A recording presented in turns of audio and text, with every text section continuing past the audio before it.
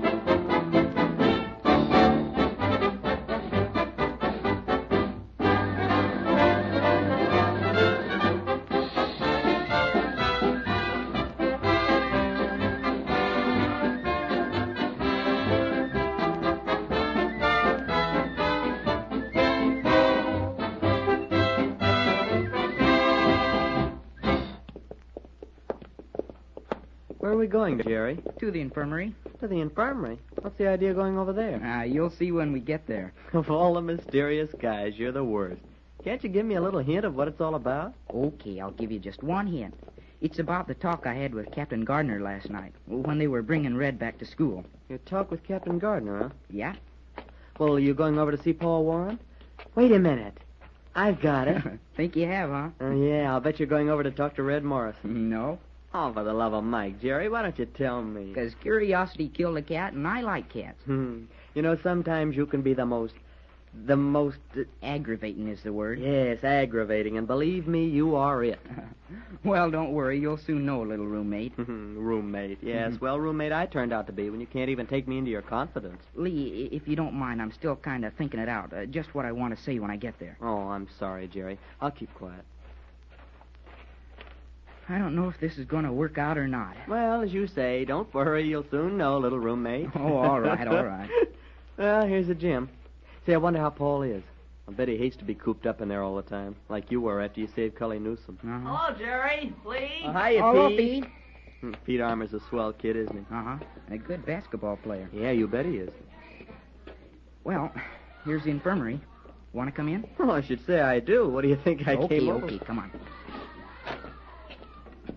Hello, Dr. Campbell. Well, hello, boys. Hello, Doctor. What can I do for you? Well, first, how's Red? Morrison? Mm-hmm. Oh, he's getting along fine. I examined him very thoroughly again this morning, and he hasn't any broken bones and no internal injuries. Oh, gee, that's swell. Of course, he's sort of banged up with some rather painful bruises. He has a nasty lump on the back of his head. Well, what about the cut on his arm, Doctor? Oh, that's nothing much now, although you, Jerry, did save Morrison the loss of quite a bit of blood by applying that tourniquet. Well, is he conscious yet? As conscious as he'll ever be, I guess. He's sleeping right now. Well, Dr. Campbell, I wonder if it would be all right if we went in and talked to Paul Warren a few minutes. Oh, certainly. Paul's sitting in a chair near the window, reading some of his lessons, I think. Go right in, but talk quietly so you won't waken Morrison. All right, thank you, Doctor. Come on, Lee. Right with you. Hello, Paul. Shh, Red. Yeah, we know. How you feeling by now, Paul? Oh, I'm feeling swell. Wish they'd let me out of here. Oh, how much longer do you think they'll keep you in the infirmary? Well, Dr. Campbell says about 2 more days. But I'll have to carry my arm in this bandage for quite a while. Gee, it'll be great to have you back in classes again. Yeah, and on the riding team, too. Thanks. Pull up those 2 chairs, fellas. Oh, thanks. Say, Paul, do you mind if I ask you a couple of questions? Of course not. What about? Well, what do you think they ought to do to Red? Do to him? Yeah. Do you think they ought to send him home now? They can't demote him any lower, and they can't take away any more privileges or anything like that. What kind of punishment do you think he should have now? Well, I didn't know they were figuring on doing any more punishing. Don't you reckon he's had punishment enough? Golly, I knew you'd say that. Okay, that's what I wanted to hear.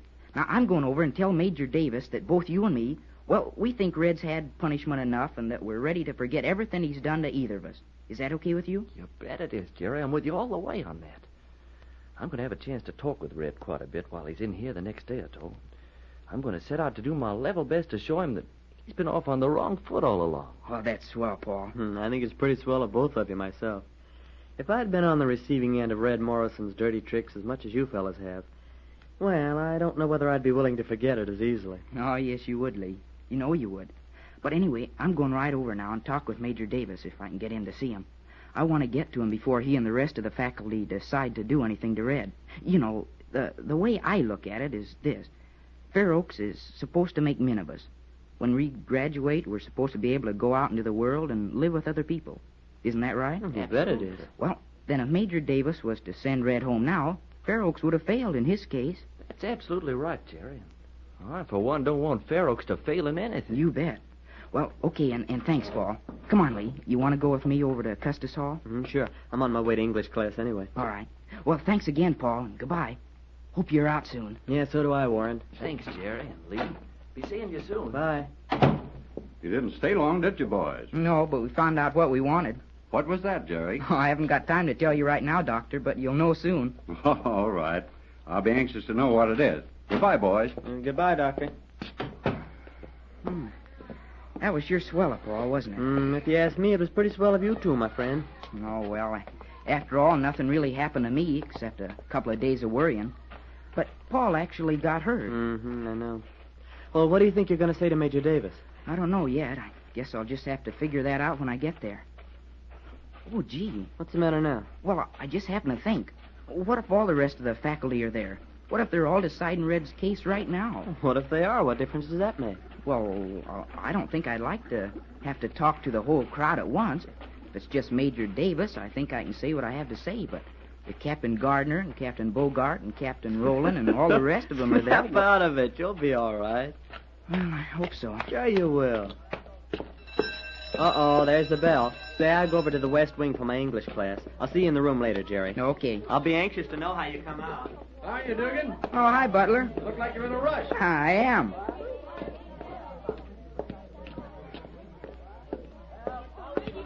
Well, here goes. Enter. Major Davis, sir. Yes, Cadet Dugan. Cadet Dugan would like to talk with Major Davis, if you please, sir. Well, certainly, Dugan. Come right over here. Sit down. Thank you, sir. Now, what's on your mind? Well, it's about Red. I mean, Cadet Morrison, sir. Oh, I see. Well?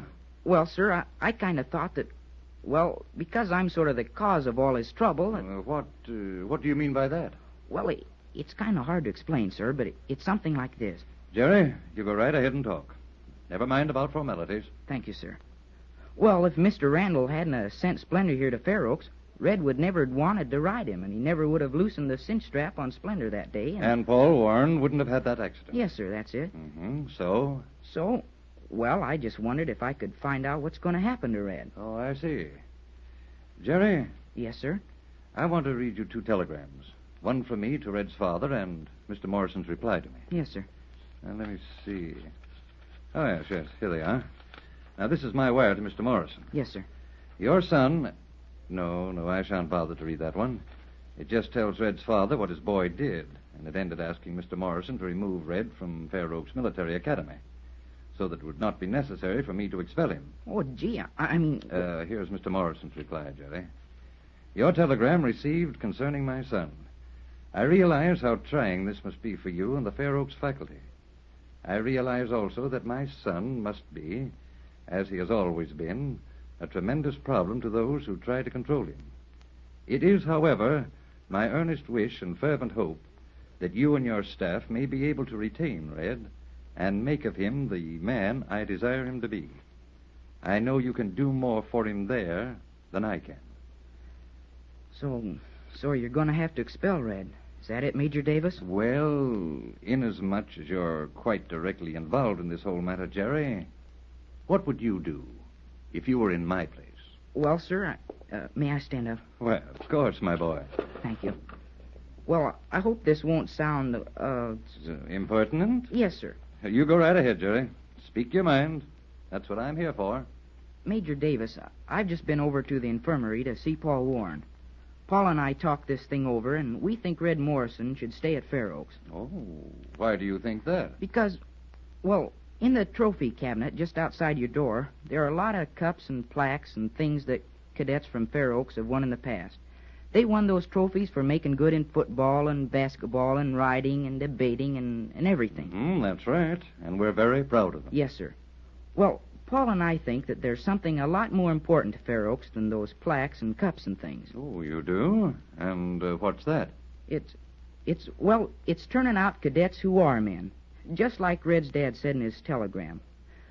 Paul and me, we think that if Red could stay at Fair Oaks now that he's gotten into this mess and now that he's had this accident himself, we think that if he could stay, he'd have learned his lesson. We think that the boys at Fair Oaks could help Red see that he's been off on the wrong foot all this time and that that he's had the wrong attitude. Paul and me, we'd like to help. Paul's going to talk to Red while they're both in the infirmary the next couple of days. So you think Red Morrison should stay at Fair Oaks, Jerry? Huh? Yes, sir, we do. Well, about 12 years ago, we had a boy here at Fair Oaks, very, very much the same type of lad as Red. He came to us from an extremely well-to-do home. He'd been pampered all his life, given anything he wanted when he wanted it, without any thought of ever earning through his own efforts. He did a trick very much the same as Red did. He was jealous of another boy who had been elected football captain, and he purposely set out to rough that other boy so hard in practice that the other lad wasn't able to play the big game against Edson. Gee, did you expel him? No, we didn't, Jerry. We kept him on, demoted him, of course, and took away all privileges, including the game he loved so much, football, and in his senior year.